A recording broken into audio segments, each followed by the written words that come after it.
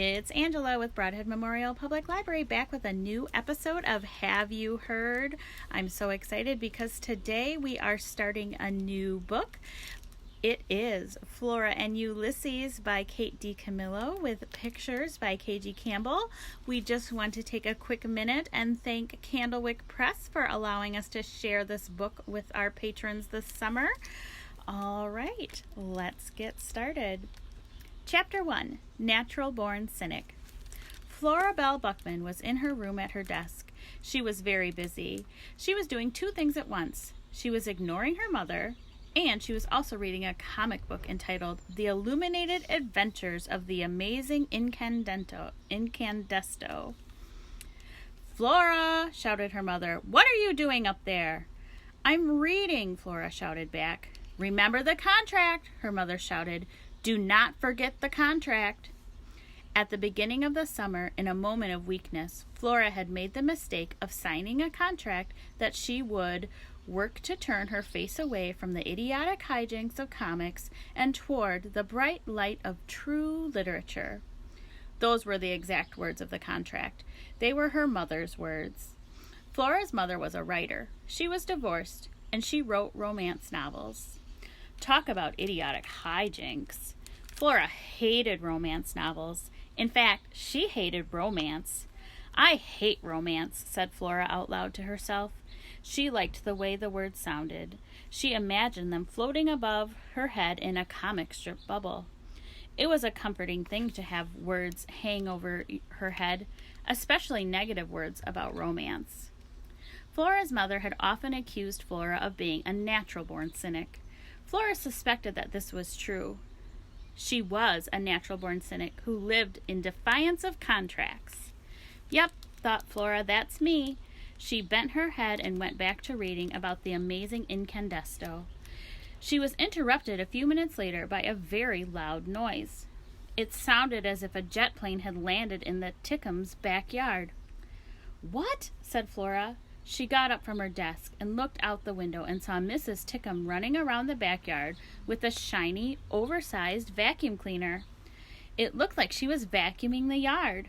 That can't be, thought Flora. Who vacuums their yard? Actually, it didn't look like Mrs. Tickham knew what she was doing. It was more like the vacuum cleaner was in charge, and the vacuum cleaner seemed to be out of its mind, or its engine, or something. A few bolts shy of a load, said Flora out loud. And then she saw that Mrs. Tickham and the vacuum cleaner were headed directly for a squirrel. Hey now, said Flora. She banged on the window. Watch out, she shouted. You're going to vacuum up that squirrel. She said the words, and then she had a strange moment of seeing them hang over her head. You're going to vacuum up that squirrel. There's just no predicting what kind of sentences you might say, thought Flora. For instance, who would ever think you would shout, You're going to vacuum up that squirrel? It didn't make any difference, though. What words she said? Flora was too far away, the vacuum cleaner was too loud, and also, clearly, it was bent on destruction. This malfeasance must be stopped, said Flora in a deep superhero voice. This malfeasance must be stopped was what the unassuming janitor Alfred T. Splitter always said before he was transformed into the amazing incandesto and became a towering, crime-fighting pillar of light. Unfortunately, Alfred T. Slipper wasn't present. Where was Incandesto when you needed him? Not that Flora really believed in superheroes, but still. She stood at the window and watched as the squirrel was vacuumed up. Foom, foom. Holy bagumba, said Flora. Chapter 2, The Mind of a Squirrel. Not much goes on in the mind of a squirrel. Huge portions of what is loosely termed the squirrel brain are given over to one thought, food. The average squirrel cognition goes something like this. I wonder what there is to eat. This thought is then repeated with small variations. For instance, where's the food? Man, I sure am hungry. Is that a piece of food? And are there more pieces of food? Some 6,000 or 7,000 times a day. All of this is to say that when the squirrel in the Tickums' backyard got swallowed up by the Ulysses 2000X, there weren't a lot of terribly profound thoughts going on through its head. As the vacuum cleaner roared toward him, he did not, for instance, think, "Here at last is my fate come to meet me." He did not think, "Oh, please give me one more chance and I will be good." What he thought was, "Man, I sure am hungry." And then there was a terrible roar. He was sucked right up off his feet. At that point, there were no thoughts in his squirrel head, not even thoughts of food. Chapter 3. The Death of a Squirrel. Seemingly, swallowing a squirrel was a bit much for even the powerful, abominable, indoor-outdoor Ulysses 2000X. Mrs. Tickums' birthday machine let out an uncertain roar and stuttered to a stop. Mrs. Tickum bent over and looked down at the vacuum cleaner. There was a tail sticking out of it. "For heaven's sake," said Mrs. Tickum, "what next?" She dropped to her knees and gave the tail a tentative tug. She stood. She looked around the yard. "Help," she said. "I think I've killed a squirrel." Chapter 4. A surprisingly helpful cynic. Flora ran from her room. She ran down the stairs. As she ran, she thought, "For a cynic, I am a surprisingly helpful person." She went out the back door. Her mother called to her. She said, "Where are you going, Florabelle?" Flora didn't answer her. She never answered her mother when she called her Florabelle. Sometimes she didn't answer her mother when she called her Flora either. Flora ran through the tall grass and cleared the fence between her yard and the Tickums in a single bound. "Move out of the way," said Flora. She gave Mrs. Tickum a shove and grabbed hold of the vacuum cleaner. It was heavy. She picked it up and shook it. Nothing happened. She shook harder. The squirrel dropped out of the vacuum cleaner and landed with a plop onto the grass. He didn't look that great. He was missing a lot of fur. Vacuumed off, Flora assumed. His eyelids fluttered. His chest rose and fell, rose and rose again. And then it stopped moving altogether. Flora knelt. She put a finger on the squirrel's chest.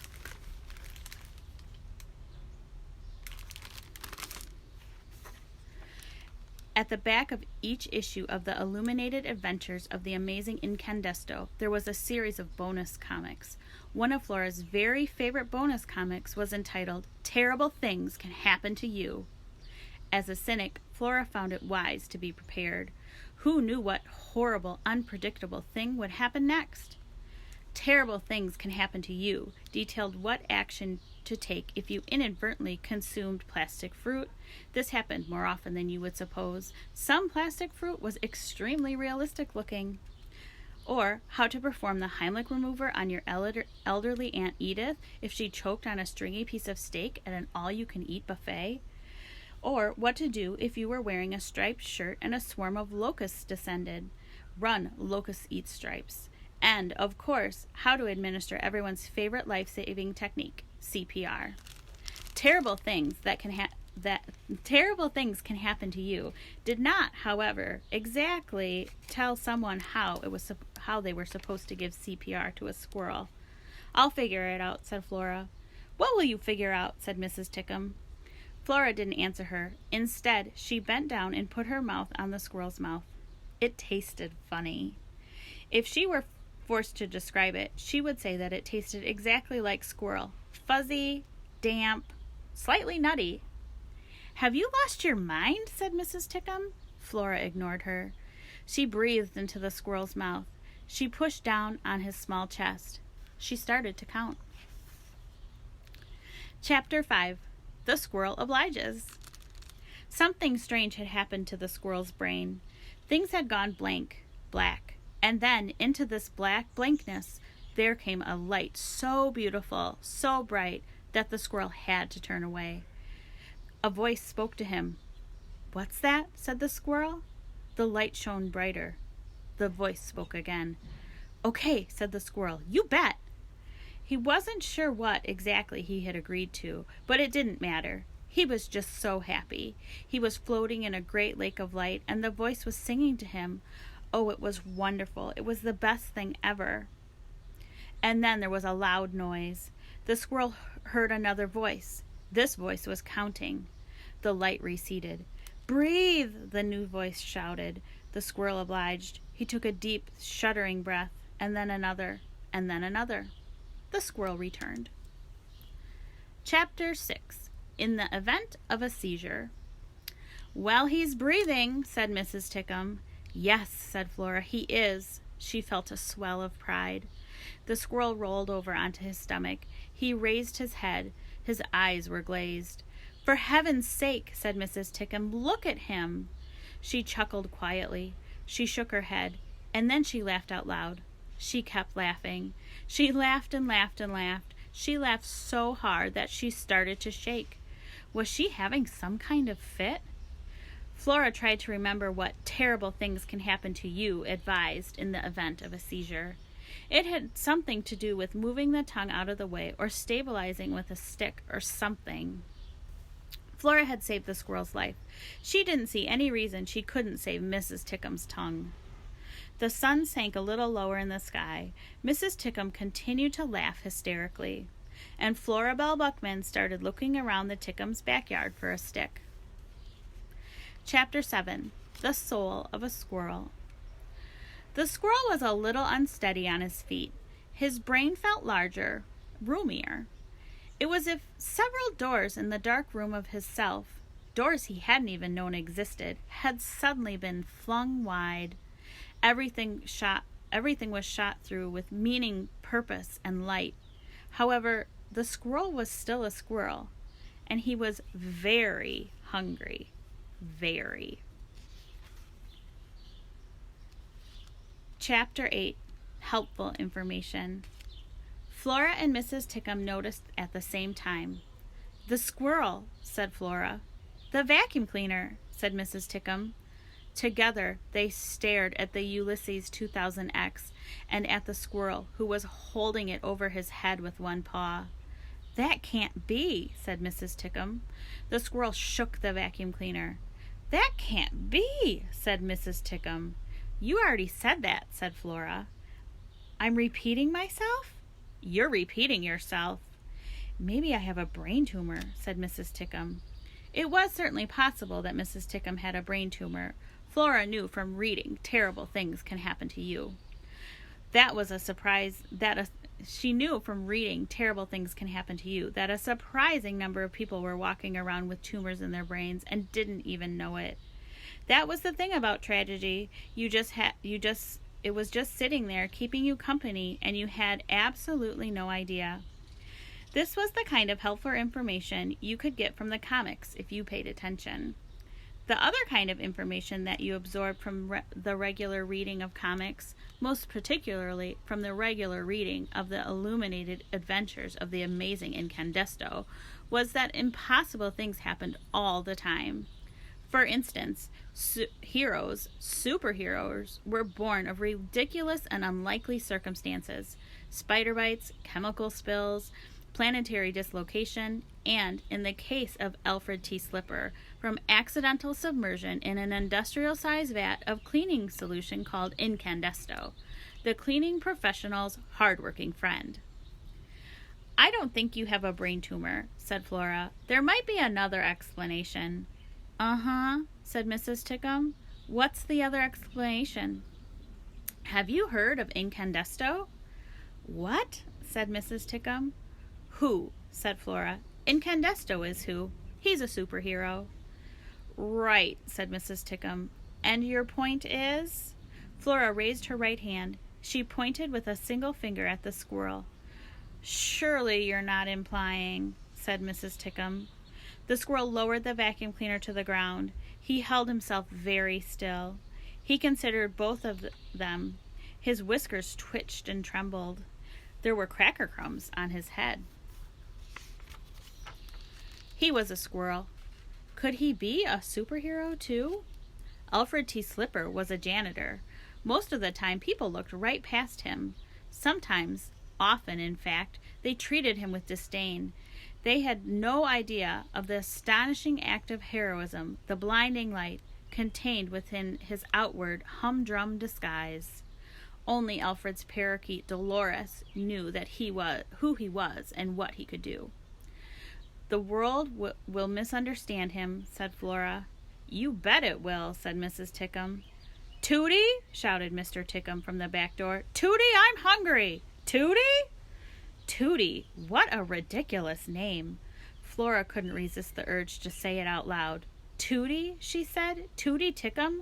Listen, Tootie, go inside, feed your husband. Say nothing to him or to anyone else about any of this. Right, said Tootie. Say nothing. Feed my husband. Okay, right. She began walking slowly toward the house. Mr. Tickum called out, Are you done vacuuming? What about the Ulysses? Are you just going to leave it sitting there? Ulysses, whispered Flora. She felt a shiver run from the back of her head to the base of her spine. She might be a natural born cynic, but she knew the right word when she heard it. Ulysses, she said again. She bent down and held out a hand to the squirrel. Come here, Ulysses, she said. Chapter 9. The whole world on fire. She spoke to him, and she understood him. What the girl said was, Ulysses, come here, Ulysses. And without thinking, he moved toward her. It's okay, she said, and he believed her. It was astonishing. Everything was astonishing. The setting sun was illuminating each blade of grass. It was reflecting off the girl's glasses, making a halo of light around the girl's round head, setting the whole world on fire. The squirrel thought, when did things become so beautiful? And if it has been this way all along, how is it that I never noticed before? Listen to me, the girl said. My name is Flora. Your name is Ulysses. Okay, thought the squirrel. She put her hand on him. She picked him up. She cradled him in her left arm. He felt nothing but happiness. Why had he always been so terrified of humans? He couldn't imagine. Actually, he could imagine. Here's a picture of Flora and Ulysses.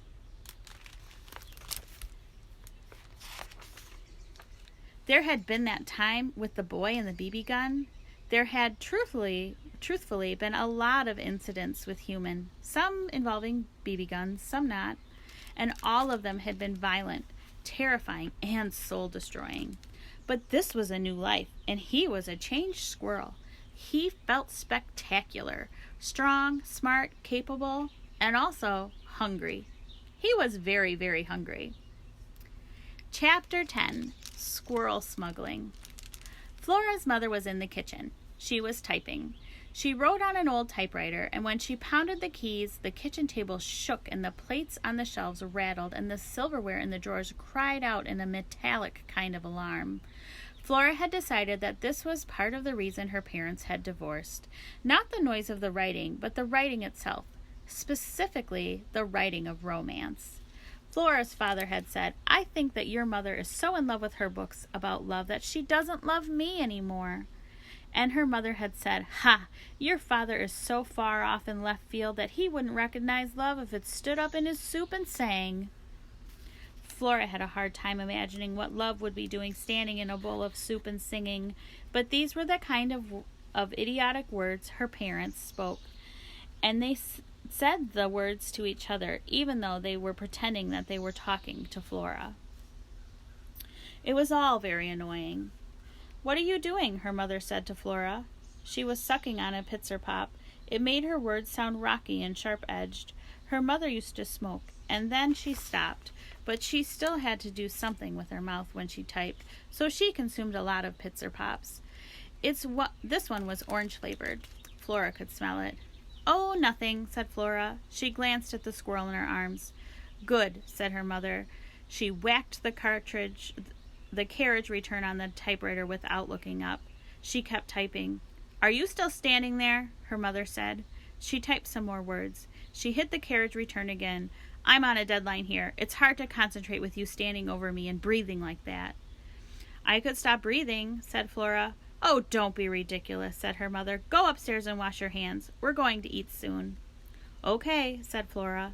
She walked past her mother and into the living room, still carrying Ulysses in the crook of her arm. It didn't seem possible, but it was true. She had smuggled a squirrel into the house, and she had done it right under her mother's nose, or behind her back, or something. In the living room at the base of the stairs, the little shepherdess lamp was waiting, pink-cheeked, smirk plastered on her face. Flora hated the little shepherdess. Her mother had bought the lamp with her first royalty check from her first book, On Feathered Wings of Joy, which was the silliest title for a book that Flora had ever heard in her life. Her mother had sent away to London for the lamp. When it arrived, she unpacked it and plugged it in, and then she clapped her hands and said, "Oh, she's so beautiful. Isn't she beautiful? I love her with all my heart." Flora's mother never called Flora beautiful. She never said that she loved her with all her heart. Luckily, Flora was a cynic and didn't care whether her mother loved her or not. "I think I'll call her Mary Ann," said her mother again. "Mary Ann," said Flora, "you're going to name a lamp?" "Mary Ann, Shepherdess of the Lost," said her mother. "Who's lost exactly?" said Flora. But her mother hadn't bothered to answer that question. "This," Flora said to the squirrel, "is the little shepherdess. Her name is Mary Ann. Unfortunately, she lives here too." The squirrel considered Mary Ann. Flora narrowed her eyes and stared at the lamp. She knew that it was ridiculous, but sometimes she felt as if Mary Ann knew something that she didn't know, that the little shepherdess was keeping some dark, terrible secret. "You silly lamp," said Flora. "Mind your own business. Mind your sheep." Actually, there was just one sheep, a tiny lamb curled up in Mary Ann's pink slippered feet. Flora always wanted to say to the little shepherdess, "If you're such a great shepherdess, where are the rest of your sheep, huh?" "We can't just ignore her," said Flora to Ulysses. She turned away from the smug and glowing Mary Ann and climbed the stairs to her room, holding Ulysses gently, carefully in her arms. He didn't glow, but he was surprisingly warm for someone so small. All right, well, we are going to stop there for the day. We will be back tomorrow with more from Flora and Ulysses. If you are participating in our summer reading challenge, go ahead and enter 20 minutes into either your Beanstack app or you can write it on your paper log. And again, we'll be back tomorrow at 11. Have a great day. Bye.